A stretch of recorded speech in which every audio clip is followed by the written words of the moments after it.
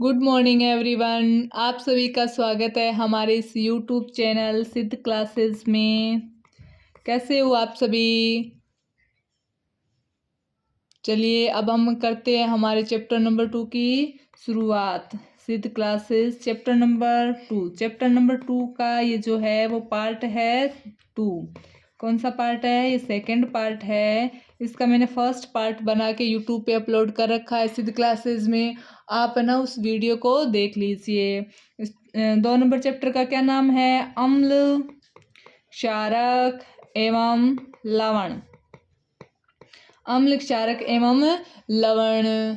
चलिए अब स्टार्ट करते हैं। चलिए आज का जो टॉपिक है हमारा क्या है? उदासीनीकरण अभिक्रिया। उदासीनीकरण अभिक्रिया। अब देखिए उदासीनीकरण अभिक्रिया क्या होती है।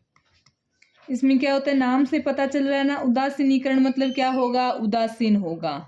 जो भी विलयन होगा वो क्या होगा? उदासीन होगा। और विलयन उदासीन कब होता है? जब अम्ल और क्षारक आपस में अभिक्रिया करते हैं और लवण तथा जल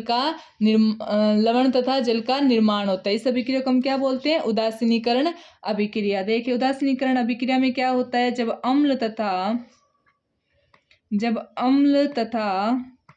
क्षारक आपस में अभिक्रिया करते हैं तो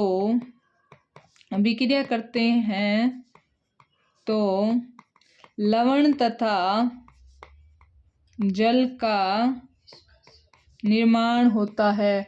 लवण तथा जल का निर्माण होता है और इस अभिक्रिया को क्या बोलते हैं? उदासीनीकरण अभिक्रिया। देखिए इसमें क्या होता है, उदाहरण के लिए मैं आपको बता रही हूँ। इसमें क्या होता है? अम्ल तथा क्षार आपस में क्या करते हैं? अभिक्रिया।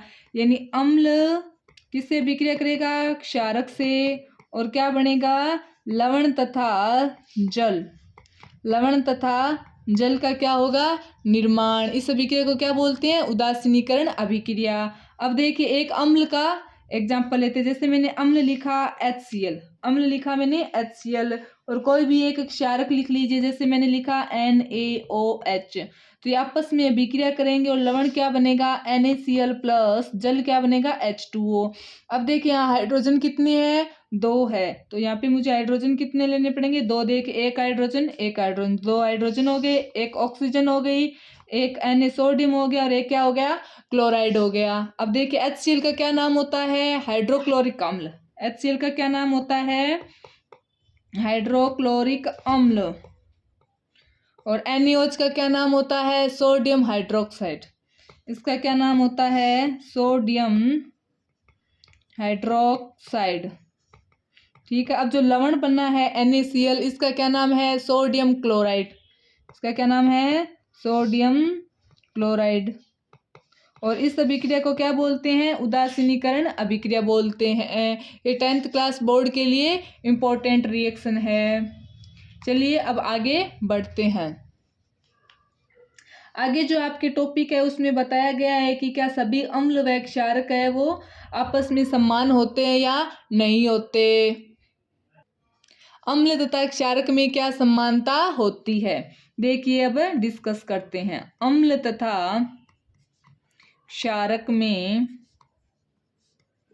क्या समानता होती है? देखिए मान लीजिए कोई क्वेश्चन है, अम्ल तथा क्षारक में क्या समानता होती है। अब देखिए अम्ल तथा क्षारक में क्या समानता होती है? अम्ल तथा क्षारक दोनों जलीय विलयन में क्या देते हैं? आयन। अम्ल तथा क्षारक दोनों जलीय विलयन में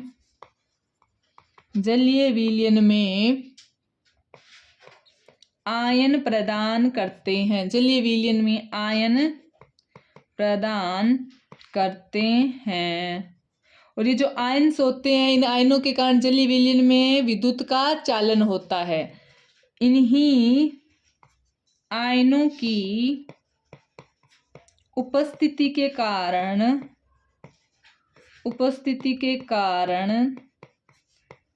अम्ल तथा क्षारक के जलीय विलयन विद्युत का चालन करते हैं। विद्युत का चालन करते या फिर विद्युत के क्या होते हैं, सुचालक होते हैं। विद्युत के सुचालक होते हैं। अब देखिए कोई अगर आपसे पूछे कि अम्ल तथा क्षारक है वो जलीय विलयन में तो क्या होते हैं, विद्युत का चालन करते हैं, लेकिन जल की अनुपस्थिति में विद्युत का चालन नहीं करते, इसका कारण बताओ। तो जल की अनुपस्थिति में अम्ल तथा क्षारक है वो आयन प्रदान नहीं करेंगे और आयन की अनुपस्थिति के कारण विद्युत का क्या होता है, ये विलयन क्या होता है, कुचालक होता है। ठीक है। अब देखिए अम्ल तथा क्षारक में क्या समानता होती है कि अम्ल तथा क्षारक दोनों जलीय विलयन में क्या प्रदान करते हैं, आयन प्रदान करते हैं, और इन्हीं आयनों के कारण इनका जलीय विलयन विद्युत का क्या होता है, सुचालक होता है। चलिए अब देखते हैं कि अम्ल तथा क्षारक कौन कौन से आयन प्रदान करते हैं। देखिए अम्ल है, अम्ल का जलीय विलयन कौन सा आयन प्रदान करेगा, H+ आयन यानी हाइड्रोजन आयन प्रदान करता है। कौन सा आयन प्रदान करता है, हाइड्रोजन आयन। अम्ल का जलीय विलयन जो घनात्मक आयन बनाता है वो कौन सा आयन होता है, घनात्मक आयन, हाइड्रोजन आयन। अब इसके जो ऋणायन होंगे वो कौन कौन से हो सकते हैं, देखिए पहले तो आप अम्ल के लिखो, सूत्र लिखो। क्या हुआ, HCl हाइड्रोक्लोरिक अम्ल, H2SO4 क्या होगा, सल्फ्यूरिक अम्ल, HNO3 क्या हुआ, नाइट्रिक अम्ल। क्या हुआ, नाइट्रिक अम्ल। ठीक। अब देखिए HCl क्या, ये जो अम्ल होते हैं ये तीनों क्या है, अम्ल है, और इनका जो अम्ल का जो जलीय विलयन होगा, इनका जो जलीय विलयन है वो क्या देगा, हाइड्रोजन आयन देगा, जो क्या होगा, घनायन होगा। अम्ल के जलीय विलयन में घनायन कौन सा होता है, हाइड्रोजन आयन होता है। घनायन कौन सा होता है, हाइड्रोजन आयन। और अम्ल के जलीय विलयन में ऋणायन कौन कौन से हो सकते हैं, देखिए ऋणायन Cl- क्लोराइड आयन बनेगा, SO4- सल्फेट आयन बनेगा, NO3- नाइट्रेट आयन बनेगा। तो अम्ल के जलीय विलयन में घनायन हमेशा कौन सा होगा, हाइड्रोजन आयन, और ऋणायन क्या क्या होगा, ऋणायन होगा क्लोराइड आयन, सल्फेट आयन तथा नाइट्रेट, ये न हो, सल्फेट आयन तथा नाइट्रेट आयन, ये क्या होते हैं, अम्ल के जलीय विलयन में ऋणायन होते हैं। और अम्ल के जलीय विलयन में घनायन कौन होता है, हाइड्रोजन आयन। इसी तरह से हम किस में देखेंगे, अब क्षार के देखेंगे। अब देखो क्षारक का जलीय विलयन कौन कौन से आयन देता है। अब देखिए क्षारक का जलीय विलयन, इसका मतलब सबसे पहले आपको पता होना चाहिए कि क्षारक कौन कौन से होते हैं, बताइए कौन से होते हैं। एक NaOH sodium hydroxide, CaOH2 calcium hydroxide, KOH potassium hydroxide, MgOH2 magnesium hydroxide. इसका दूसरा नाम क्या होता है, मिल्क ऑफ मैग्नीशियम। इसको और क्या बोलते हैं, मिल्क ऑफ मैग्नीशियम बोलते हैं। अब देखिए जो क्षारक का जो जलीय विलयन है, ये जो क्षारक का जलीय विलयन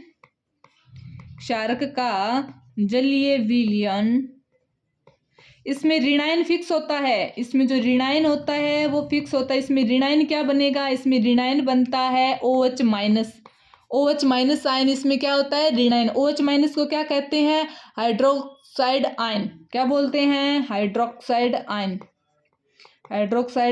आयन। देखिए मैंने आपको पहले बताया था जिसके पीछे OH लगा होगा उसको हम क्या पढ़ेंगे, हाइड्रोक्साइड पढ़ेंगे।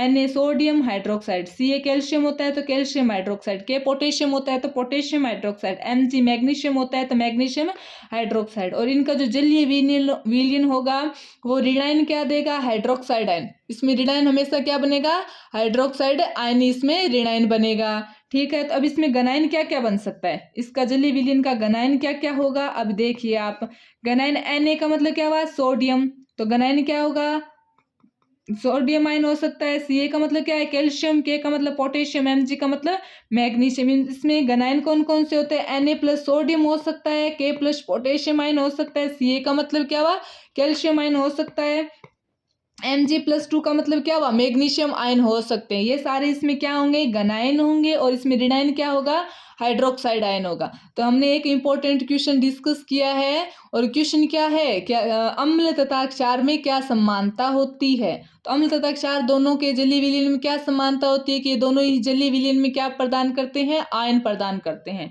इनके जलीय विलयन होते हैं वो आयन प्रदान करते हैं, और इन्हीं आयनों के कारण जो अम्ल तथा क्षार का जो जलीय विलयन होता है वो क्या होता है, विद्युत का सुचालक होता है, विद्युत का सुचालक होता है। ठीक है, चलिए अब देखते हैं कि अम्ल तथा क्षार में क्या अंतर होता है, यानी अम्ल किसको बोलते हैं और क्षार किसको बोलते हैं। देखिए अम्ल क्या होता है, जो जलीय विलयन में H+ आयन प्रदान करता है, जलीय विलयन में H+ आयन प्रदान करता है वो क्या होता है, अम्ल होता है। और क्षारक क्या होता है, जो जलीय विलयन में OH-, जो जलीय विलयन में OH- आयन प्रदान करते हैं। ठीक है, अब देखिए इस अम्ल को आगे कितने पार्ट्स में बांटा गया है, 2 पार्ट्स में बांटा गया है। अम्ल के आगे कितने भाग होंगे, 2 भाग होंगे। एक क्या होगा, प्रबल अम्ल होगा, और एक क्या होगा, दुर्बल अम्ल होगा। प्रबल अम्ल और दुर्बल अम्ल। इसी तरह से क्षार के भी कितने पार्ट होते हैं, 2, एक तो प्रबल क्षारक और दूसरा दुर्बल क्षारक। अब प्रबल अम्ल क्या होता है, जो हाइड्रोजन आयन आसानी से देगा, जो हाइड्रोजन आयन जलीय विलयन में आसानी से प्रदान करता है वो क्या होता है, प्रबल अम्ल होता है। अब प्रबल अम्ल की श्रेणी में कौन कौन से अम्ल आते हैं, एक तो HCl हाइड्रोक्लोरिक अम्ल, HCl यानी हाइड्रोक्लोरिक अम्ल, और 2 नंबर पर क्या होता है, H2SO4 सल्फ्यूरिक अम्ल, सल्फ्यूरिक अम्ल, और 3 नंबर पर क्या आता है, HNO3, HNO3 का मतलब क्या हुआ, नाइट्रिक अम्ल, HNO3 का मतलब क्या हुआ, नाइट्रिक अम्ल। अब दूसरा जो मैंने इसकी श्रेणी बताई है वो क्या बताई है, दुर्बल अम्ल। दूसरा क्या बताई इसकी श्रेणी, दुर्बल अम्ल। दुर्बल अम्ल क्या किसको बोलेंगे, दुर्बल अम्ल किसको बोलेंगे, जो जलीय विलयन में H+ आयन आसानी से प्रदान नहीं करता वो क्या होगा, दुर्बल अम्ल। अब दुर्बल अम्ल कौन होता है, एसिटिक अम्ल।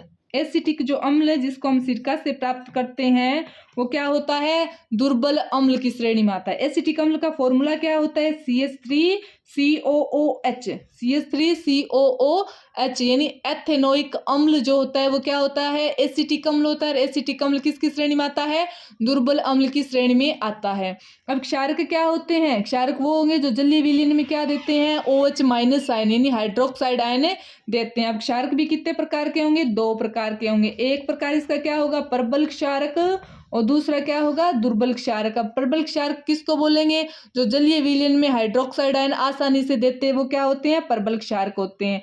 प्रबल क्षारक में क्या क्या आता है, एक तो सोडियम हाइड्रोक्साइड आता है, एक क्या आता है, पोटेशियम हाइड्रोक्साइड आता है। 2 नंबर पर क्या होते हैं, दुर्बल क्षारक। दुर्बल क्षारक जो जलीय विलयन में हाइड्रोक्साइड आयन आसानी से नहीं देते वो क्या होते हैं, दुर्बल क्षारक होते हैं। दुर्बल क्षारक की श्रेणी में कौन कौन से क्षार आएंगे, एक तो कैल्शियम हाइड्रोक्साइड आएगा, और एक क्या आएगा, मैग्नीशियम हाइड्रोक्साइड। और मैग्नीशियम हाइड्रोक्साइड को भी मैंने बताया क्या बोलते हैं, मिल्क ऑफ मैग्नीशियम बोलते हैं।